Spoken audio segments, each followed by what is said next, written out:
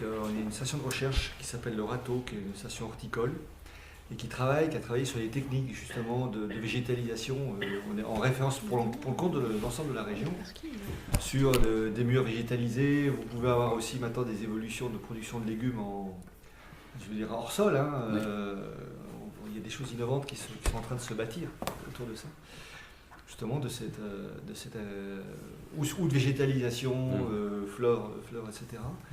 Ou même faire mettre des murs anti-bruit avec la végétalisation. Je veux dire, il y a un nouveau concept effectivement. Je pourrais vous en mettre en relation justement avec la station de Râteau parce qu'il peut y avoir d'expérimentation justement par rapport à ça. L'activité de la MC2, c'est de la présentation, de la diffusion, de la création de spectacles dans plusieurs disciplines artistiques que sont le théâtre, la musique et la danse, et le cirque aussi, c'est important. Pourquoi c'est important? Parce qu'aujourd'hui, le cirque contemporain peut être présenté dans des salles, mais il peut aussi être présenté évidemment sous chapiteau, quelle que soit la forme du chapiteau.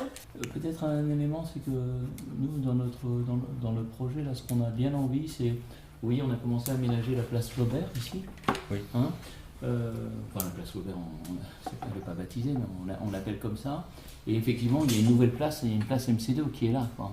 Et donc, nous, on a vraiment très envie créer une liaison, et notamment que le parc ici se poursuive et puis rejoigne le parc de la MC2. La signalétique de nuit, elle n'est pas évidente sur un bâtiment. Donc, on a mis une projection MC2 sur le logo, sur la façade.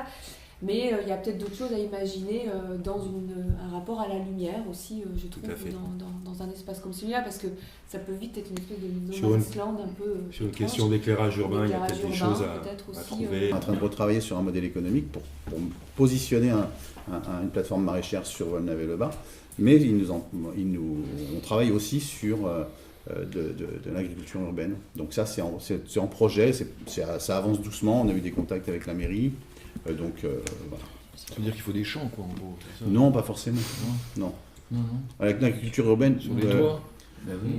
Aussi, ça peut. Le problème, c'est que vertical. Alors, l'agriculture urbaine, il faut bien partir du principe que souvent, quand on parle d'agriculture urbaine, c'est de la culture hors sol. Beaucoup. Sauf que hors sol, c'est pas labellisé. On n'a pas le label bio. Donc, c'est avec Cocagne, le réseau avec on est adhérents, on travaille sur justement comment faire labelliser cette culture hors sol qui n'est pas une culture naturelle. Or, la culture biologique, c'est une culture naturelle, sans phyto et puis en plein sol, quoi. Donc, on est en train de bosser là-dessus. C'est un gros boulot. Moi, ce qui m'intéresse dans l'idée, c'est qu'on installe quelque chose autour d'une dynamique populaire. Et puis, on travaille avec les gens, ou les gens des quartiers, ou des gens qui ne sont pas du tout des quartiers, mais qui peuvent donner... par exemple, on voit sur Martigues, Châteauneuf-les-Martigues, il y a un jardin de Cocagne qui a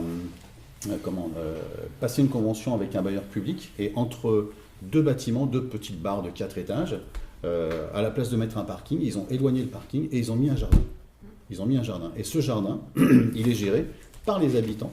Donc ceux qui sont à la place qui regardaient leur voiture avant, gardent leur jardin.